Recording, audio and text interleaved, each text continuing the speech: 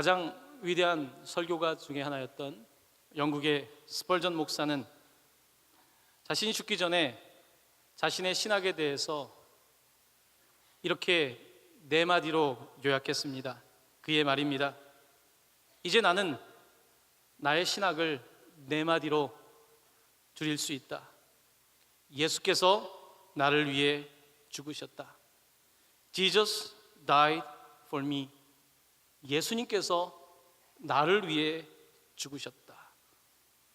그 위대한 설교를 했던, 그 많은 설교를 했던 스펄전 목사는 그가 살아가면서 외쳤던 모든 설교는 이 간단한 네 단어로 요약된다라고 말하며, 우리가 사는 삶의 목적은 바로 예수께서 나를 위해 돌아가셨다라고 하는 그 사실을 기억하며 그것에 증인되는 삶이라고 하는 것을 그의 마지막 순간에 보여주었습니다. 기독교는 십자가입니다. 또한 십자가가 기독교입니다. 예수님께서는 그 십자가 위에서 마지막으로 한마디로 그의 삶을 마무리하셨습니다. 다 이루었다. 다 이루었다. 헬라어로는 테텔레스타이라고 하는 하나의 단어입니다. finished, 끝이 났다라고 하는 표현입니다. 이것은 끝나다는 동사의 현재 완료 수동태입니다. 현재 완료. 그가 완료하셨고, 수동태라고 하는 의미는 하나님께서 하셨던 일이 끝내지게 되었다라고 하는 의미를 담고 있습니다. 하나님 아버지의 뜻이 하늘에서와 같이 땅에서도 이루어지게 해달라고 기도하셨던 그는 마지막까지 십자가의 삶을 살면서 그의 마지막 인생의 마침표를 찍었던 것입니다. 그는 끝, 마침표라고 마지막 외치며 이제는 더 이상 어떠한 사람도 구원을 위하여 어떤 말을 첨가하거나 어떤 행위를 첨가할 필요가 없이 그가 모든 일을 마치신 것을 말씀하셨습니다. 하지만 예수님의 이 말씀과 당시의 현실은 차이가 있었습니다. 여러분, 어떤 사람이 비참하게 사형을 당하고 있는데 그가 끝이다, 승리했다라고 말한다면 여러분들은 그 사람을 어떻게 보겠습니까? 예수님의 죽음의 현실은 달라진 것이 없습니다. 그의 주변에 있는 사람들은 다 떠나갔고 몇 명의 여자들과 몇 사람만 남아있는 상황이었습니다. 눈에 보이는 것을 가지고 판단하는 세상 속에서 예수 그리스도의 삶은 철저한 실패였는지 모릅니다. 어쩌면 사람들은 이렇게 평가할지 모르겠습니다. 그는 참 좋은 사람이었다, 의로운 사람이었다, 정의를 위하여 목숨을 거는 사람이었다, 그는 참 좋은 스승이었다. 어떤 사람은 조금 더 나아가서 그는 성인 중에 한 명이다라고 말할지 모르겠습니다. 많은 사람들은 십자가의 예수를 압니다. 그는 참 멋진 인생을 산 분입니다. 하지만 십자가의 예수, 거기까지는 누구나 알 수 있는 것입니다. 하지만 중요한 것은 그가 나를 위해 돌아가셨다, 그가 바로 나 같은 죄인을 위하여 돌아가셨고 그리고 그가 나의 주인 되신다라고 고백하는 것은 다른 문제입니다. 예수님이 내 삶의 주인이라고 고백하는 것은 십자가를 바라보면서 그는 위대한 스승이다, 성인이다라고 말하는 것이 아니라 그는 부활하셨다, 그는 하나님의 아들이시다, 그가 통치하신다라고 하는 하나님의 주권에 대하여 인정하게 될 때에 비로소 우리는 우리의 스승과 성인이 아닌 내 삶의 주인, 나를 위해 돌아가시고 나를 위해 부활하신 그분을 만나게 되는 것입니다. 사랑하는 성도 여러분, 여러분에게 예수는 누구입니까? 많은 사람들은 십자가의 예수를 바라보지만 부활하신 그리스도를 만나지 못합니다. 그것은 눈에 보이는 십자가까지는 바라보지만 눈에 보이지 않는 부활을 믿기가 어렵기 때문입니다. 오늘 이 한 시간 예배를 통해서 부활하신 예수 그리스도를 만나는 은혜가 여러분들과 함께 하시기를 바랍니다. 예수님께서는 십자가 고난을 지난 성금요일 9시부터 오후 3시까지 6시간 동안 당하셨습니다. 많은 사람들이 예수님 곁을 떠나갔는데 그날 예수님과 개인적인 관계는 없지만 그의 곁에 머물렀던 한 사람이 등장합니다. 그는 로마의 백부장입니다. 이 로마의 백부장은 그날 예수님의 사형권을 맡은 당직이었던 것 같습니다. 그는 예수님 곁에서 그를 객관적인 눈으로 바라보았습니다. 그는 예수에 관해서 아마 들었을 것입니다. 왜냐하면 마태복음에는 가버나움이라고 하는 그 갈릴리 지역에서 한 백부장이 자신의 종이 아팠는데 그 아팠던 종을 위하여, 그 중풍병에 걸린 종을 위하여 이 주인이 나아가서 예수님께 치료를 요청했던 장면이 있습니다. 마태복음 8장 8절입니다. 주여 내 집에 들어오심을 나는 감당하지 못하겠사오니 다만 말씀으로만 하옵소서.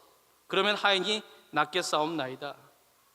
로마 사람인데, 유대인도 아닌데 예수를 믿고 믿음을 고백했던 사람입니다. 그 사람을 보면서 예수님께서 이스라엘 중 아무에게서도 이만한 믿음을 보지 못하였다라고 말씀하셨습니다.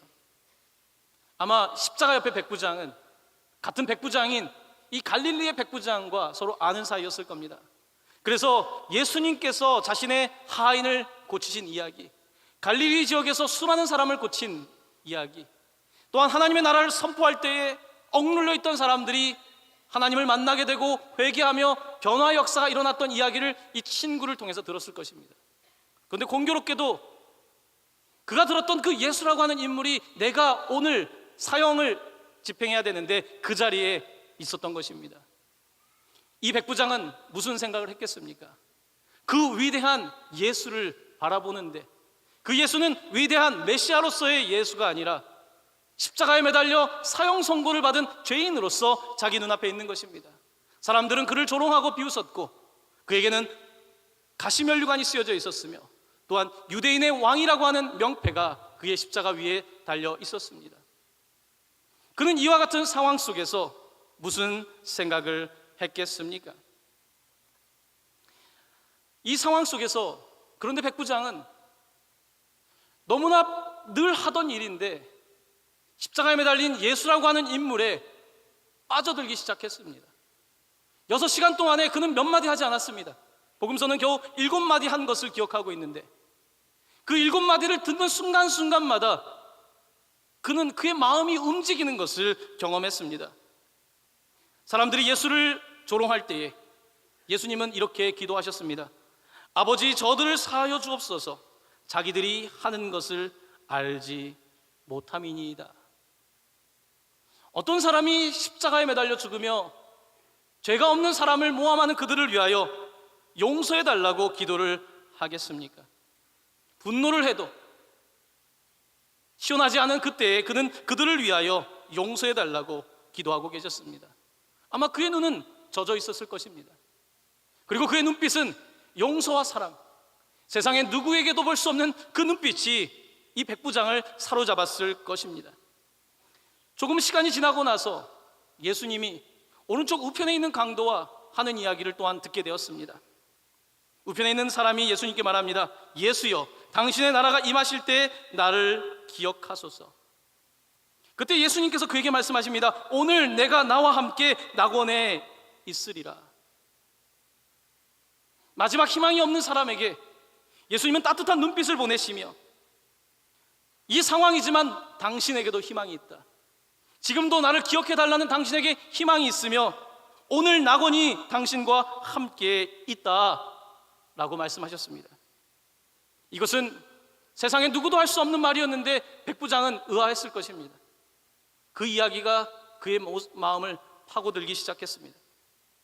약 3시가 지나고 오후 12시가 되었을 때에 성경은 해가 빛을 잃고 어둠이 그곳을 덮었다고 기록하고 있습니다. 그때 예수님은 이렇게 외칩니다. 엘리 엘리 라마 사박다니, 나의 하나님 나의 하나님, 마이 갓 마이 갓, 어찌하여 나를 버리시나이까. 이 로마 백부장은 당시 그 표현 아람어를 알지 못했기 때문에 이게 무슨 말인지 못 알아들었을 것입니다. 지나가는 사람들 가운데는 저 사람이 엘리, 나의 하나님이 아니라 엘리야를 부른다, 구약의 선지자를 부른다라고 생각했던 사람들도 있었습니다. 이 백부장은 그 말을 정확하게 알아듣지 못했지만 엘리 엘리 라마 사박단이라고 하는 말이 그의 가슴을 파고들기 시작했습니다. 때로는 우리가 알아듣지 못하는 언어이지만 그 말에 무게를 느낄 때가 있지 않습니까? 이 엘리 엘리 라마 사박단이라고 하는 말은 이 백부장의 가슴에 파고들기 시작했던 것입니다. 그리고 그는 이제 6시간이 다 되고 마지막 숨을 거두기 전에 테텔레스타이, 작은 목소리가 아니라 큰 소리로 테텔레스타이, 끝났다, 됐다 라고 외치는 것을 들었습니다.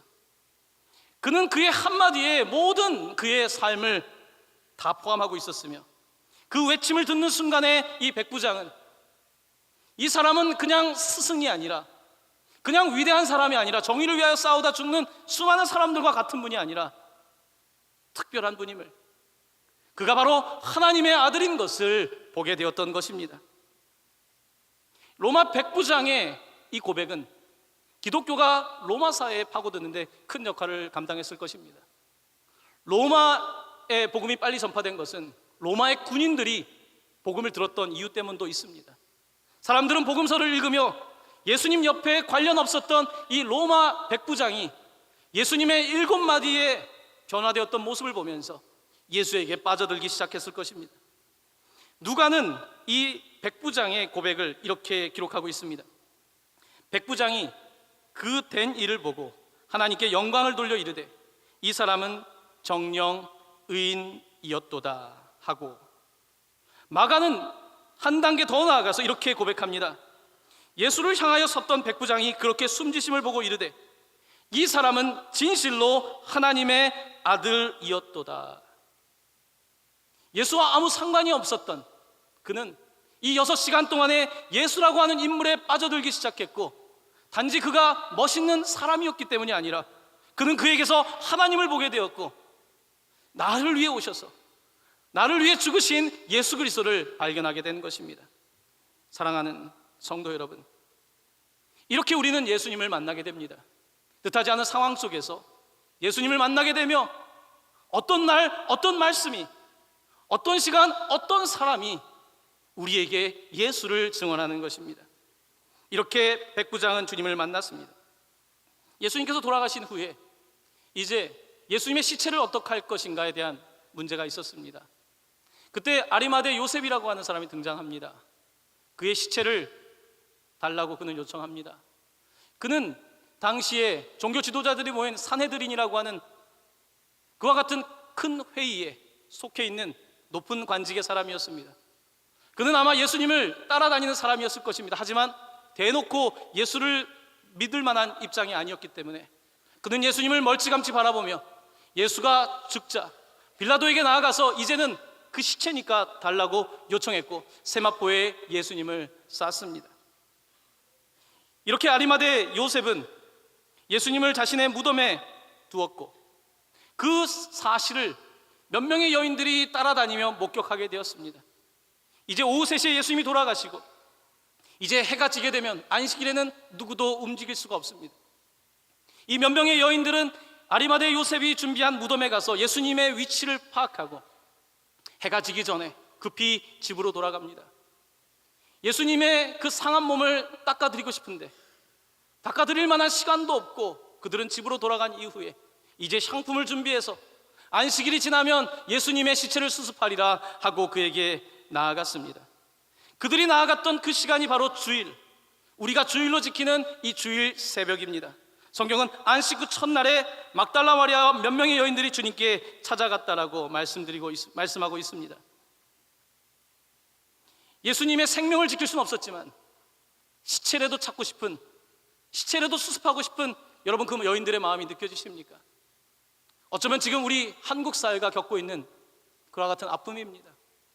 시체라도 찾아야 되는 그와 같은 부모의 심정처럼 그토록 사랑했던, 7 귀신 들렸던 막달라 마리아를 치료하시고 그녀의 인생을 바꾸셨던 예수님의 시체라도 수습하고 싶었던 그녀들의 이야기가 전개되고 있는 것입니다.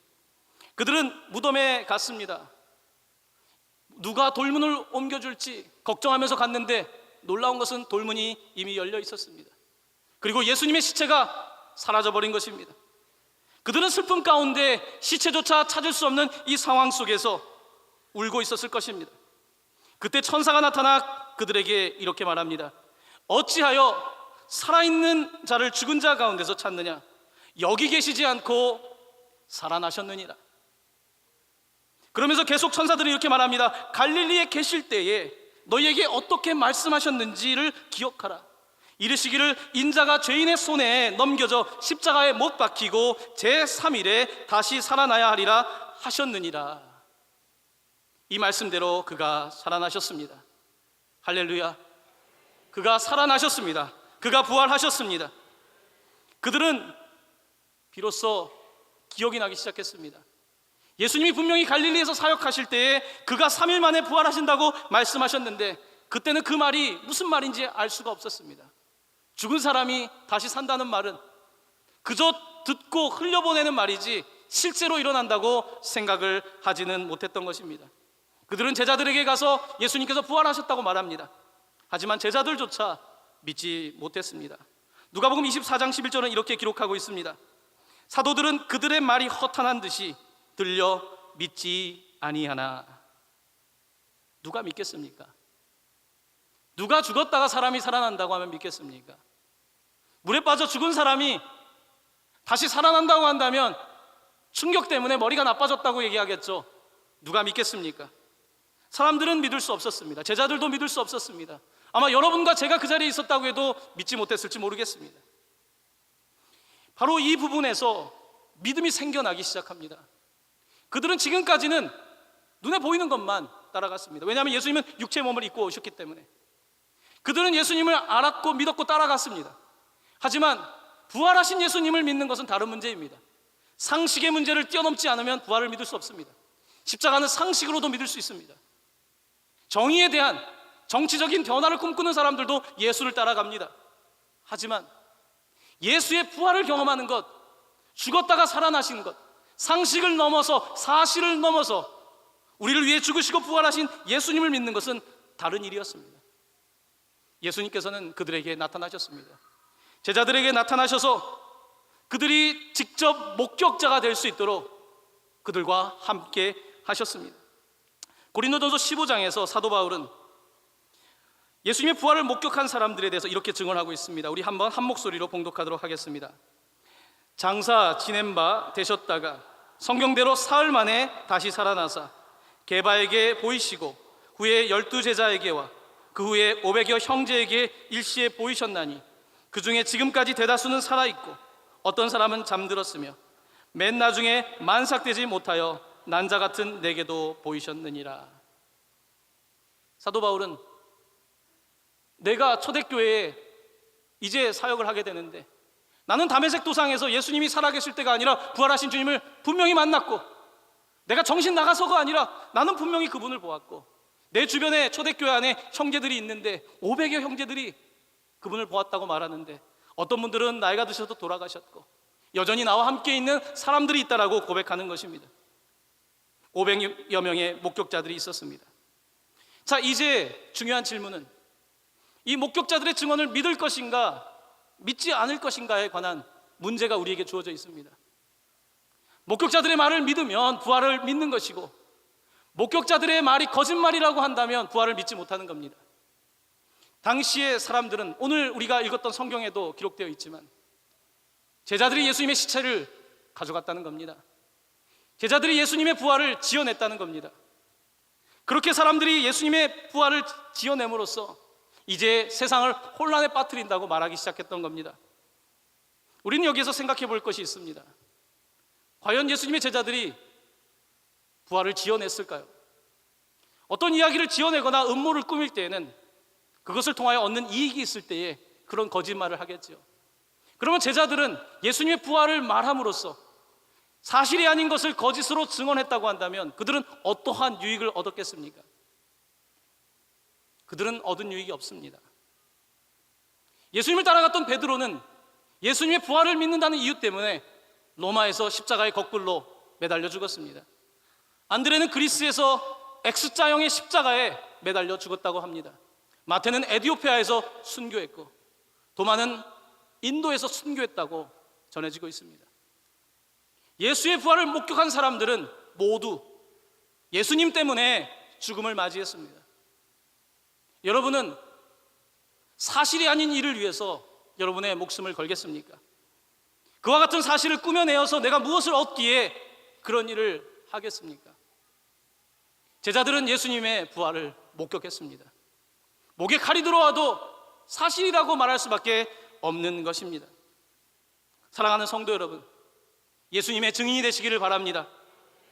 예수님께서는 사도행전에서 그가 떠나시면서 성령을 주신다고 약속하셨고, 성령이 오시면 지금까지 이해되지 않았던 그 모든 것들이 생각나게 하시겠다고 말씀하셨으며, 그가 오실 때에 정말로 주님을 영접하는 놀라운 역사가 일어날 것을 증언하셨습니다. 사도행전 1장 8절입니다. 우리 한 목소리로 봉독하도록 하겠습니다. 오직 성령이 너희에게 임하시면 너희가 권능을 받고 예루살렘과 온 유대와 사마리아와 땅끝까지 이르러 내 증인이 되리라. 아멘. 사랑하는 성도 여러분, 우리는 이번 일주일 동안 너무나 무거운 짐을 지고 있습니다. PTSD라고 하는 외상후 스트레스 장애는 가족만이 겪는 것이 아니라 어쩌면 우리 모든 국민이, 숨이 막힐 것 같은 그 상황 속에 있었던 아이들을 생각하면서 나도 똑같은 육체적인 고난을 경험하는 외상후 스트레스 장애가 많은 사람들에게 나타나고 있습니다. 왜 우리가 이렇게 고난을 받는가? 그것은 이 사건이 자연재해가 아니라 인재이기 때문입니다. 사람이 연루되어 있기 때문입니다. 여러분은 이 사건을 통해서 무엇을 바라보고 계십니까? 우리의 죄악 보이지 않습니까? 책임을 다하지 않는, 나만을 생각하는 우리의 어리석음. 그 가운데에서도 자신의 정치적인 이익을 위하는 사람들, 경제적인 이익을 위하는 사람들, 서로 공방을 벌이지만 이 사건에 아무것도 할 수 없는 이 무력함 속에서 여러분은 무엇을 바라보십니까? 한국 사회의 이 모습 속에서 도덕적으로 해이해졌고 잘 살고는 있지만 기초가 부실한 우리의 모습들, 그리고 그것은 어떠한 사회적인 시스템이 아니라 우리의 죄악, 우리의 악함, 이것이 얼마나 사실로 드러나고 있습니까? 그것은 단지 그 자리에 있었던 사람만의 문제가 아니라 여러분과 저의 문제입니다. 이 죄에 엉켜져 있는 우리의 모습들, 침묵 속에서 무언가 이익을 추구하고 있는 우리의 모습들 속에 우리는 이 아픔을 바라보고 있는 것입니다. 총체적인 죄와 구조적인 죄, 시스템적인 죄 가운데 있는 우리들, 누구도 그들을 구원할 수 없는, 거기에 있지만 구원할 수 없는 이 상황을 바라보고 있는 것입니다. 예수님이 그러셨습니다. 예수님은 죄가 없으신데 빌라도와 유대 종교 지도자들과 침묵하는 대중들이 손을 잡고 예수를 십자가에 못 박았습니다. 그를 구원할 수 있지만 사람들은 그를 구원하려 하지 않았습니다. 왜냐하면 거기에 우리의 죄가 있기 때문입니다. 사람들은 예수를 못 박힌 채 남겨두었습니다. 우리의 죄 때문에 그는 무력감을 경험했습니다. 나올 수 있는 곳이 아니었습니다. 하지만 그는 그 자리에서 돌아가셨지만 세상은 그렇게 생명을 부지하는 것이 중요한 것이 아니라 아버지의 뜻을 따라 사는 것이 중요하다. 그는 철저하게 자신의 삶을 내려놓으며 생명은 이 땅 가운데 목숨이 아니라 하나님의 뜻을 따라 사는 것이라고 그는 우리에게 보여주신 것입니다. 예수님의 빈 무덤은 텅 비어 있었습니다. 여러분은 여러분의 인생을 무엇으로 채우려고 합니까? 무엇으로 채우면 우리의 삶이 더 안전해지고 더 많이 나에게 유익한 삶이 될까요? 예수님의 빈 무덤은 우리에게 삶의 지혜를 던져줍니다. 우리가 더 채운다고 해서 채워지는 인생이 아닙니다. 우리 주님이 우리 삶을 채워주지 않으시면, 우리 주님이 우리 삶의 주인 되지 않으시면 너무나 공허한 인생이 될 수밖에 없는 것입니다. 사랑하는 성도 여러분, 이 귀한 부활절에 예수님으로 여러분을 채우실 수 있기를 바랍니다. 우리의 생명 되신 예수 그리스도가 주인 되시기를 바랍니다. 아직 십자가까지밖에 가지 못했다면 부활의 주님을 만날 수 있기를 바랍니다. 그 주님, 내 주인 되신 그 주님을 만날 때 우리 삶에 지금까지 풀려지지 않았던 모든 죄의 문제들이 놀랍도록 해결될 것이며 그 가운데 하나님께서 주시는 전적인 자유가 여러분들과 함께 하실 것입니다. 특별히 이 고난 가운데 슬픔을 당하고 계신 성도님들이 특별히 계시다면 하나님의 위로가 함께 하시길 바랍니다.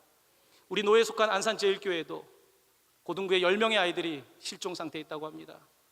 사랑하는 성도 여러분, 이와 같은 고난 속에서 그냥 고난으로 끝나는 것이 아니라 이 고난을 나와 연결시켜서 내 죄를 바라보고 한국 사회가 가지고 있는 죄를 바라보고 이것이 그냥 끝이 아니라 오히려 우리에게 다시 부활의 소식이 되기를, 그 아이들의 죽음이 그냥 죽음이 아니라 우리를 변화시키는 죽음이 될 수 있기를, 부활의 메시지가 될 수 있기를 간절히 기도하고 또한 그렇게 될 것을 믿습니다.